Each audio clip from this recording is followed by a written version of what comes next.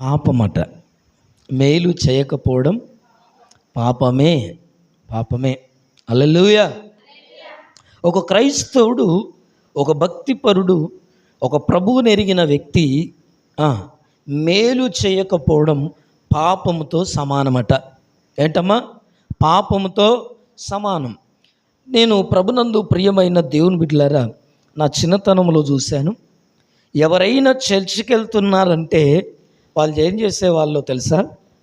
ఏం చేసేవాళ్ళంటే వాళ్ళలో చాలా లక్షణాలు ఉండేవి, చాలా గుణాలు ఉండేవి, చాలా ప్రభునందు ప్రియులరా, ఇదిగో దేవునికి సంబంధించిన మనుష్యులుగా వారిలో ప్రవర్తన కనపడేది. కానీ ఈ తరంలో నేను అవి చూడలేకపోతున్నాను.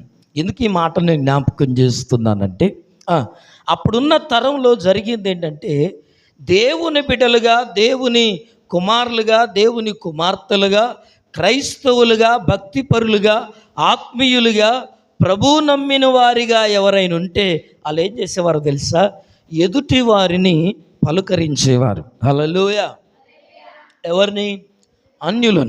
అన్యులను, భక్తిహీనులను, దేవుని ఎరగని ప్రజలను, అమ్మా బాగున్నారా, ఎలాగున్నారు అని పలుకరించేవారు. మేలు చేయడం. ఈ దినం ప్రభునందు ప్రియమైన దేవుని బిడ్డలారా, ఇంకేంటో తెలుసా? ఇప్పుడు క్రైస్తవులంతా ఎలాగున్నారంటే స్వార్థపరులు అయిపోయారు. లోకములోని అలవాట్లు క్రైస్తవ్యంలోనికి వచ్చాయట. ఎవరిలో ఉన్న అలవాట్లు? ఎక్కడున్న అలవాట్లు? భక్తిహీనుల్లో ఉన్న అలవాట్లు, లోకములో ఉన్న అలవాట్లు, లోకులకున్న అలవాట్లు సంఘములోనికి వచ్చాయి, క్రైస్తవ సమాజంలోనికి వచ్చాయి. అందుకే ఈరోజు క్రైస్తవ్యం మీద బురద తల్లే వాళ్ళు ఎక్కువైపోయారు. హల్లెలూయా. క్రైస్తవ్యం గురించి మాట్లాడే వాళ్ళు ఎక్కువైపోయారు. క్రైస్తవ్యం గురించి చెడుగా మాట్లాడే వాళ్ళు దినదినం ఎక్కువైపోతున్నారు. కారణం ఏంటో తెలుసా? సంఘములోనికట లోకం వచ్చేది, సంఘములోనికి పాపం వచ్చేది, సంఘములోనికి అధికారాలు వచ్చాయి, సంఘములోనికి నాయకత్వం వచ్చేది, సంఘములోనికి ఇదిగో ప్రభునందు ప్రియమైన దేవుని బిడ్డలారా స్వార్థం వచ్చింది. ఏమొచ్చేది? స్వార్థం, పాపం ప్రవేశించింది. ఎందుకంటే ఈ క్రైస్తవులు ఎక్కడుంటారు? లోకములో ఉంటారు. అయితే ఇదివరకున్న తరంలో ఉన్న క్రైస్తవులు, మేము లోకంలో ఉన్నాం, లోకమును మాలిన్యము మేము అంటించుకోకుండా బ్రతకాలని ఆనాటి క్రైస్తవులు ఉంటే, ఈనాటి క్రైస్తవులేమో మేము సమాజంతో ఎలాగుండాలా? ప్రభువాక్యం చెప్పింది, ఈ లోకమునకు, ఈ తరమునకు వేరై యుండుడని పేతురు చెప్పాడు. హల్లెలూయా. ఈ మూర్ఖపు తరానికి ఎలాగుండాలట? మనం వేరై ఉండాలి. పాపాన్ని క్రైస్తవుడు అసహ్యించుకోవాలి, చెడుతనమును ద్వేషించాలి, అక్రమానికి ఏం చేయాలా? అడ్డుపడాలి. కానీ ఏం చేస్తున్నారు? చేతులు కలిపేస్తున్నారు, పోనీలే అంటున్నారు. అన్నీ జరుగుతాయా అన్నట్లుగా. ప్రభునందు ప్రియ సహోదరి సహోదరులారా, ఈరోజు మనుష్యులతో బ్రతకడం నేర్చుకున్నారు, దేవునితో ఉన్న సంబంధాన్ని పోగొట్టుకుంటున్నారు. హల్లెలూయా. మనుష్యులతో సంబంధాలు పెంచుకుంటున్నారు, మనుష్యులతో బాంధవ్యాలు పెంచుకుంటున్నారు, సహవాసం పెంచుకుంటున్నారు. ఇదిగో దేవునితో ఉన్న సంబంధాన్ని ఏం చేస్తున్నారు? పోగొట్టుకుంటున్నారు. పోనీ మనుషులతోనైనా చక్కగా ఉంటున్నారా అంటే, ప్రభునందు ప్రియమైన దేవుని బిడ్డలారా, ఎన్ని రోజులు ఉంటుంది ఈ సంబంధం? ఎన్ని రోజులు ఉంటుంది బంధుత్వం? ఎన్ని రోజులు ఉంటాయి లోక ప్రేమలంటే? అవి కొంతకాలమేనట. హల్లెలూయా. లోకములో ఉన్న ప్రేమలన్నీ కూడా, అది ఏ ప్రేమైనా కానీ, భర్త ప్రేమ, భార్య ప్రేమ, అన్నదమ్ముల ప్రేమ, అక్కచెల్లెల ప్రేమ, తల్లిదండ్రుల ప్రేమ, లోకంలో ఏ రకమైన ప్రేమ కానీ అది కొంతవరకేనట. హల్లెలూయా. కొంతవరకే ప్రభునందు ప్రియులారా. కొన్ని రోజులే, కొన్ని సంవత్సరాలే, కానీ దేవుని ప్రేమ శాశ్వతమైనది. హల్లెలూయా. ఈ లోకంలో బ్రతికినంత కాలమే కాదు, ఈ లోకాన్ని విడిచి వెళ్ళిన తర్వాత కూడా యుగ యుగాలు దేవునితో కలిసి ఉండే ప్రేమ అది. హల్లెలూయా, హల్లెలూయా. కనుకనే ప్రభునందు ప్రియ సహోదరి సహోదరులారా, లోకములో మేలు చేయకపోవడం. ఎందుకు ఈ విషయాన్ని గుర్తు చేస్తున్నానంటే, ఇదివరకు స్కూల్లో వెళ్ళినప్పుడు మొన్న ఎక్కడో నేను ఒక షార్ట్ వీడియో చూశాను, ఏదో గ్రూప్లో వస్తే చూశాను. ఒకప్పుడు తరములు అలాగుండేది, నిజంగానే అనిపించింది నాకు. స్కూల్కి వెళ్ళారు, స్కూల్లో ఒక వ్యక్తి అవిటి వ్యక్తిగా ఉన్నాడు, ఒక అబ్బాయి, ఒక చిన్న అబ్బాయి, ఏమంటాం వికలాంగుడు, అంగహీనుడు ఉన్నాడు. అతన్ని చూసి వాళ్ళ స్నేహితులందరూ కూడా ఏం చేస్తున్నారంటే ద్వేషించడం, ఎగతాళి చేయడం, నవ్వడం, హేళన చేయడం, నిందించడం, పడితే లేస్తాడా లేవడా అని చూడడం, ఇవన్నీ చేస్తున్నారు. అయితే ఒక క్రైస్తవ కుటుంబంలో పుట్టిన పెరుగున ఒక పిల్లాడు మాత్రం ఈయన సహవాసం ఎవరితోనో తెలుసా?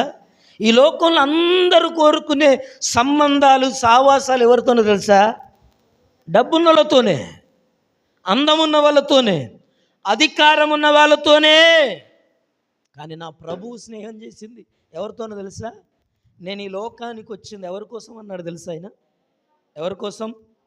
ఎవరి కోసం తెలుసా? తెలియదా? నేను పాపులను పిలవచ్చి తిని కానీ నీతిమంతులను పిలవరాలేదన్నాడు. హల్లెలూయా, హల్లెలూయా. ఈరోజు ఒక క్రైస్తవుడు ఎవరి సావాసం కోరుకుంటున్నాడు? ఎవరితో ఉండాలని కోరుకుంటున్నాడు? తనకంటే అధికారంలో గొప్ప, తనకంటే అందములో గొప్ప, తనకంటే డబ్బులో గొప్ప, తనకంటే ఆస్తిలో గొప్ప. ఇది క్రైస్తవునికి అవసరమా? ఇది క్రైస్తవునికి అవసరమా? క్రైస్తవుడిగా ఈ లోకానికి నువ్వు మాదిరివి కదా. ఈ లోకంలో నువ్వు బ్రతకాల్సింది ప్రభువు క్రియల చొప్పున కదా, ప్రభువును కదా నువ్వు చూపించాల్సింది. కానీ లోకంతో పోల్చుకుంటావే నీ బతుకును. ఎవరితో పోల్చుకుంటున్నారు? లోకంతో, లోకములో ఉన్న మనుషులతో క్రైస్తవుడు తన జీవిత విధానాన్ని పోల్చుకుంటున్నాడు. ఇది కాదు మన జీవితం. ఎందుకు కాదు మనం దేవుడు పిలిచింది? ఎందుకు కాదు దేవుడు మనల్ని రక్షించింది? అన్యులతోనా నువ్వు పోల్చుకునేది? దేవుణ్ణి ఎరగని ప్రజలతోనా నీ పోలికలు? నేను గత వారం చెప్పాను, ప్రభునందు ప్రియులారా, నీ జీవితంలో ఒక రోషం కలిగితే ప్రభు కొరకు నువ్వు బ్రతకగలుగుతావు. నువ్వు రేపబడితే ప్రభు కొరకు నిలబడగలుగుతావు. ఈ ప్రపంచానికి తెలిసే వ్యక్తిగా నువ్వు మారాలా, దేవుడు కోరుకుంటున్నాడు అది. హల్లెలూయా. ఒక ఏరియాకో, ఒక ప్రాంతానికో, ఒక లోకల్గా ఉండడానికి కాదు. లోకమంతా, ప్రజలంతా, గ్రామమంతా, పట్టణమంతా, స్కూల్ అంతా అసమర్థుడు, వీడు మందబుద్ధి కలిగిన వాడు అని ముద్రేశారు టీచర్స్ అందరూ కూడా. వీనికి చదువు రాదు, వీనికి చదువు చెప్పలేం, వీని మెదడుకు బదులు పెండ ఉన్నది, వీడు మనిషికి పుట్టలా, అసలు వీనికి అక్షరం ముక్క రాదో అన్నారు. ఎవరమ్మా? టీచర్స్. ఒక మంచి ఇంటర్నేషనల్ స్కూల్ అది, మామూలు కాదు. ఆ స్కూల్ వాళ్ళు ఒక అబ్బాయిని పట్టుకొని, అవయా వీనికి చదువు రాదు, వీనికి ఎంత చెప్పినా దండుగా, వీనికి మెదడు లేదు అని చెప్పి టీచర్ లెటర్ రాసిందట. వాళ్ళ నాన్న లేడు, మరి చనిపోయాడేమో నాకు తెలియదు. వాళ్ళ అమ్మకు లెటర్ రాశారు. వాళ్ళ అమ్మ చదువుకున్నదే. అమ్మా సారీ, నువ్వేమనుకోవద్దు, మమ్మల్ని క్షమించాలి, నేను మీ అబ్బాయి విషయంలో గత కొన్ని సంవత్సరాలు అబ్జర్వ్ చేసిన తర్వాత ఈ లెటర్ నీకు రాస్తున్నానని రాసిందట. ఏమన్నా తెలుసా? మీ కొడుకు చదువు, అక్షరాలు, పలకం పట్టడం, బల్బం పట్టడం, పెన్ను పట్టడు, రాసుడు ఏది రాదో, వీనికి చదువే రాదో, వీనికి మెదడే లేదు, వీనికి బుద్ధే లేదు, వీనికి జ్ఞానమే లేదు, వీడు మనిషికి ఎందుకు పుట్టిండో అన్నారట. అని రాసి స్కూలుకు పంపించకు, స్కూలుకు పంపిస్తే మా స్కూలు పరువు పోతుందని రాసిందట. అని రాసి పెడితే తల్లి ఏం చేసింది తెలుసా? ఏం నేర్పుతున్నారు మనం ఈ లోకంలో పిల్లలకి? నువ్వేం నేర్పుతున్నావు? విశ్వాసాన్ని నూరిపోయాలి కదా. ఏం నూరిపోయాలి? చిన్నప్పుడు ఏమేమో నూరిపోసేది చిన్నపిల్లలకు పోతారు, ఇప్పుడు లేవులే, ఇప్పుడు అన్ని టానికలు వచ్చాయి రెడీమేడ్. ఈ పాలు ఆ పాలు ఏవో నూరి పోసేదాన్ని. హల్లెలూయా, ప్రైజ్ ది లార్డ్. విశ్వాసాన్ని నూరిపోయాలా, ఆత్మీయతను నూరిపోయాలా, భక్తిని ఏం చేయాలా, పోయాలా. ఇది లేదు ఇప్పుడు సమాజం. నేను తయారైనా, నేను భక్తి చేస్తున్నానా చాలు, ఎవరెక్కడ పోతే నాకేంది. జాగ్రత్త, దేవుడు నిన్ను పరలోకం తీసుకోడు సుమా, గెంటేస్తాడు. ఒక్కదాని పోతానంటే, ఒక్కోని పోతానంటే పర్మిషన్ లేదు నీకు. ఎన్ని సంవత్సరాలు అవుతుందో దేవుడు నీకు రక్షణ ఇచ్చి, నీ తోటి వారిని రక్షించకపోతే నేను నమ్ముకున్నాను, నేను పరలోకం పోతానంటే నీ భ్రమ. నేను అదే చెప్తున్నాను ఒక సేవకుడిగా, నీ భ్రమే అది. పొరపాటును పరలోకం కూడా పోలేవు. కలలో పోయినట్టు అనిపిస్తుందేమో, అనిపించవచ్చు, కానీ నిజ జీవితంలో పరలోకం పోవడం అంటే అది ఇరుకైన మార్గం, చాలా కష్టం, తేలికైంది కాదు అది. ఎందుకు ఈ మాటలు చెప్తున్నానంటే, అలా చెప్తే ఆ తల్లెట నీ టాలెంట్కి నీకున్న ఏమంటాం చెప్పరే, నిద్ర వస్తున్నాయింది ఎండాకాలమనా, నీ టాలెంట్ నాన్న నువ్వు స్కూల్లో చదివితేనట నీలాగా ఎవరు చదవలేకపోతున్నారట. ఎవరు చెప్తున్నారు? ఎందుకు పుట్టినవురా నా కడుపులా, నువ్వు చచ్చినా మంచిగుండు నీ ఐదు వచ్చినప్పుడు అంటే అయిపోవు. ఈమె కూడా అనాలా వద్దా? నువ్వు నేనైతే అదే మాట అందాము. వాడిని అన్నందుకు వాడు పోయిండు నా చేతిలో పెట్టి వీడిని, వీడు పోయినా అయిపోవు వాడన్నుండి అందం. హల్లెలూయా. కానీ విశ్వాసం కలిగిన తల్లి నూరిపోసే మాటలేంటో తెలుసా? నువ్వు ఆ స్కూల్కు సరిపోవట, నిన్ను అంతకంటే పెద్ద స్కూల్లో వేస్తానని చెప్పి ఏం చేసింది? పెద్ద స్కూల్ లేదు, ఏ స్కూల్ లేదు, డబ్బులు రెడీ అయిన తర్వాత నేను పెద్ద స్కూల్లో జాయిన్ చేస్తానని చెప్పి అప్పటిదాకా నేనే నీకు పాఠాలు చెప్తానని ఏం చేసిందట? రోజు కదా తల్లి పాఠాలు నేర్పింది. ఎవరైనా ఎవరికమ్మా? మీ అయ్యా, మా అయ్యా, నీ పేరా, నా పేరా? హల్లెలూయా. చదువురా అని మొత్తు ప్రపంచానికి తెలిసాడు. ఆమేన్, హల్లెలూయా. తెలిసాడా లేదా? థామస్ అల్వా ఎడిసన్, హల్లెలూయా. చిన్నప్పుడు అతని సాక్ష్యం అండి అది. చదువు రాదు, మొద్దు, మందబుద్ధి, వీనికి చెప్పలేవు అన్నోళ్ళు ఒక కరెంటు బల్బును కనుక్కోవడానికి 10,000 సార్లు ఫెయిల్ అయ్యాడట. ఎన్నిసార్లు ప్రయత్నం చేశాడు? ఒక్కసారి చేసే నా వల్ల కాదయ్యా, నేను చేయలేనయ్యా, ప్రార్థన చేయమన్నా కట్టమే నీకు, ఉత్త కూర్చొని ఏసయ్యా అని చెప్పమన్నా కట్టమే నీకు, అలిష్టే ఏ చేయమన్నా కట్టమే నీకు, అవ్వేది చేయమన్నా కట్టమే, అయ్యేది చేయమన్నా కట్టమే, భర్త ఏది చేయమన్నా కట్టమే, భార్య ఏది చేయమన్నా కట్టమే, ఎవలేది చేయమన్నా. ఉత్త కూర్చోమంటే ఎన్ని గంటలైనా కూర్చుంటావు. నీకు ఇదేం రోగమో నాకు అర్థం కాదు కదా. ఉత్త కూర్చోమంటే ఎన్ని గంటలైనా కూర్చుంటారు, టైం పాస్. ఎంతమంది ఉన్నారు ఇక్కడ టైం పాస్ చేసేవాళ్ళు? వేసవి కాలం చేయకండి, పోయిన కాలం తిరిగి రాదట. హల్లెలూయా. పోయిన కాలం తిరిగి రాదు. సమయం ఉండగానే ఏం చేసుకోవాలా? సద్వినియోగం చేసుకోవాలి. సమయాన్ని సద్వినియోగం చేసుకోకపోతే నీ జీవితంలో నీకు సమయమే ఉండదట. హల్లెలూయా. టైం కొరకు నువ్వు వెతకాల, వేచి చూసే రోజులు వస్తాయి. ఒకసారి కుటుంబాన్ని బాధ్యతగా నడిపించే తండ్రిని అడుగు చూడు, సమయం ఎలాంటిదో. ప్రభునందు ప్రియ సహోదరి సహోదరుడా, తినడానికి తీరిక లేని తండ్రులు ఉన్నారు, తల్లిలు ఉన్నారు. సరైన నిద్రపోక కొన్ని రోజుల నుంచి సరైన కంటి నిద్ర పోని కుటుంబాలు, వ్యక్తులు ఈ లోకంలో ఎంతోమంది ఉంటున్నారు. ఎందుకు ఈ మాటను జ్ఞాపకం చేస్తున్నానంటే, వాళ్ళకు సమయం లేదు, వాళ్ళ దగ్గర కడుపు నిండా తినడానికి సమయం లేదు, కడుపు నిండా నిద్ర పోవడానికి సమయం దొరకట్లా. ఎందుకో తెలుసా?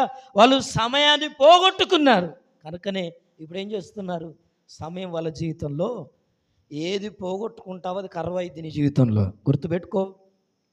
ఇప్పుడు డబ్బున్నదని ఇష్టం పెట్టినట్టు ఖర్చు పెట్టకో.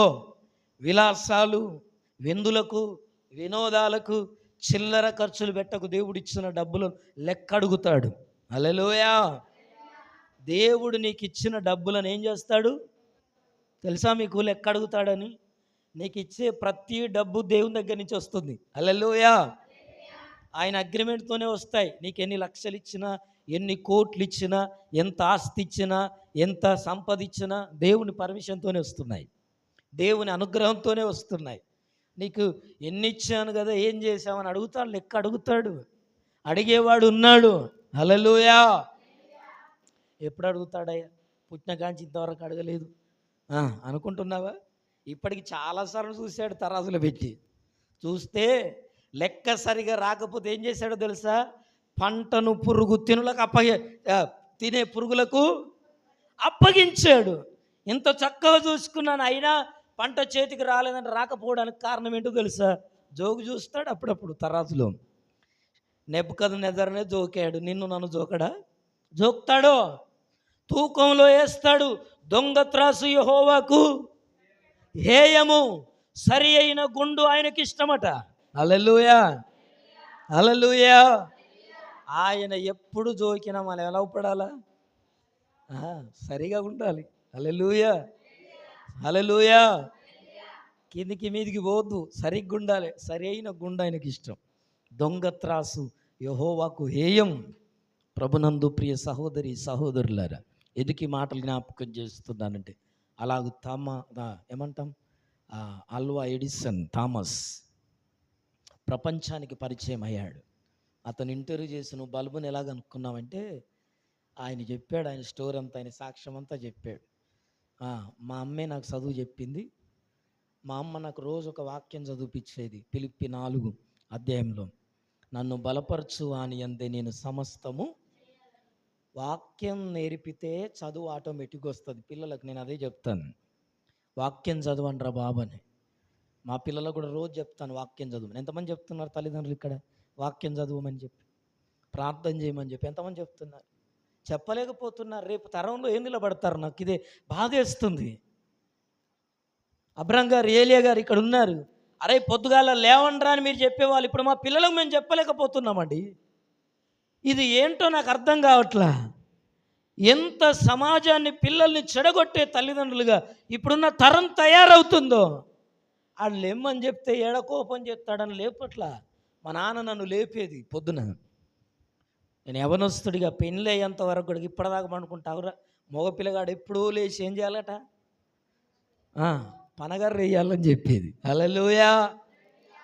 ఇప్పుడే కళ్ళ ముందు చెప్తున్నాను కదా. ఇప్పుడు పిల్లలకి ఎంతమంది లేపుతున్నారు తల్లిదండ్రులు? లేపే వాళ్ళు ఎంతమంది? లేపట్లే. ఇక్కడ ఉన్న వాళ్ళు కూడా ఎవ్వరు కూడా లేపట్లే. పిల్లలు లేపుతున్నారు ఎవరైనా? ఎప్పుడు లేపుతున్నారు?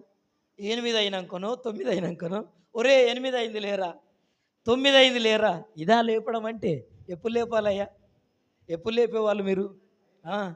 5 గంటలకు 6 గంటలకు లేపి పిల్లల్ని వాళ్ళతో పాటు పనికి తీసుకెళ్ళేవారు. సరే ఇప్పుడంటే పనులు లేవు, పండుకొని. ఒకవేళ ఆయన లేపుతున్నాను, ఒరే లేరా, ఎంతసేపు పండుకుంటావురా, మగపిల్లని ఎంతసేపు పడుకుంటావు, పండుకొని అది ఎడిపోతాడు వాడు అంటది ఈమె. ఏం చెప్పాలి ఒక నాకు అర్థం కాదు. ఇక ఆ అమ్మాయిని తల్లి లేపుతుంది, కొడుకునేమో తండ్రి లేపుతాడు. మీకు తెలుసో తెలియదు, వీళ్ళిద్దరు ఆపోజిట్ పని చేస్తుంటారు ఎప్పుడు కూడా. బిడ్డను తల్లి పోయి లేపుతాంటారు, ఆయన పండుకొని అది ఎందుకు లేపుతానో తండ్రి అంటాడు. ఏం చెప్పాలి ఇక? ప్రభునందు ప్రియులారా, ఎందుకు ఈ మాటలు ఈ దినం జ్ఞాపకం చేస్తున్నానంటే, ఈ తరంలో అయితే ఆ స్కూల్కి వెళ్ళిన ఐటీ వాడికి ఉన్న అబ్బాయికి అక్కడున్న స్నేహితులందరూ అతన్ని హేళన చేస్తూ, పడ్డప్పుడు, నడుస్తున్నప్పుడు, చదువుతున్నప్పుడు హేళన చేస్తే, ఒక క్రైస్తవ పిల్లగాడు మాత్రం అతన్ని చేరదీసి, అతని దగ్గర తీసి, అతనికి భోజనం లేకపోతే తన టిఫిన్ స్నేహితునికి పెడితే ఏమైందో తెలుసా? కొద్ది రోజులకి ప్రభునందు ప్రియమైన దేవుని బిడ్డలారా, ఈ మంచితనంలోనికి పిల్లలందరూ రాగలిగారు. హల్లెలూయా, హల్లెలూయా. ఎప్పుడు మనం మంచిని పంచాలా, అప్పుడు మనకేమొస్తుంది? ఏదో సినిమాలో ఏదో డైలాగ్ అనుకుంటాను, అది ఏదో అంటారు కదా, ప్రేమించండి డూడ్, ప్రేమిస్తే ఏమవుద్దట? మహా అయితే సినిమా చూసిన వాళ్ళు మీరు, నాకు తెలుసు, చాలామందికి తెలుసు, కానీ చెప్తాయి గారు మళ్ళీ అంటాడని చెప్పలేదు మీరంతా. ఈ ఎక్కడ నేర్చుకున్నారు ఈ మాటలన్నీ కూడా? ప్రభునందు ప్రియులారా, నిజమే నిజమే ప్రభునందు ప్రియులారా. ప్రేమిస్తే ఏమవుద్దట? ఈరోజు ప్రభు దగ్గరికి మనం అందరం ఎట్లొచ్చామనుకుంటున్నారు మీరంతా? ఆయన ప్రేమించాడు గనుకనే తిరిగే మనం ఏం చేస్తున్నాం? ప్రేమిస్తున్నాం. ఆయన దగ్గరకు వచ్చాం. హల్లెలూయా. ఈ కొటేషన్ అందరం ఫాలో కావాల్సిందే. అది సినిమా డైలాగ్ కాదు. ఆ డైరెక్టర్ ఎవరో బైబిల్ చదివి తీసుకొచ్చాడు దాన్ని. కనుక ప్రభునందు ప్రియమైన దేవుని సంగమా, దేవుని బిడ్డలారా, అప్పుడున్న తరంలో ఎదుటి వారిని మందలించడం, ఎదుటివారి కష్టాల్లో పాలు పంచుకోవడం, వాళ్ళకు లేకపోయినా ఎదుటివారికి కష్ట సమయాల్లో ఆదుకోవడం క్రైస్తవ్యం. ఈరోజు క్రైస్తవులు ఎలాగున్నారో తెలుసా? కష్టం వస్తే మందలిచ్చేటోళ్ళే తప్ప కష్టంలో సాయం చేసేటోళ్ళు కారు. ఈనాటి క్రైస్తవులు మందలిస్తారు, ఏదో అంటారు, కడుపులో లేదట అంతే, పెట్టిపోయానవ్వా ఏం చేస్తుందవ్వా. ఇప్పుడు క్రైస్తవులు అందరూ అలాగే ఉన్నారు. ఏమనుకోవద్దు దయచేసి. నేను ఎందుకు ఈ మాట చెప్తున్నానంటే, క్రైస్తవంలో లోకం ప్రవేశించింది సంఘంలోనికి.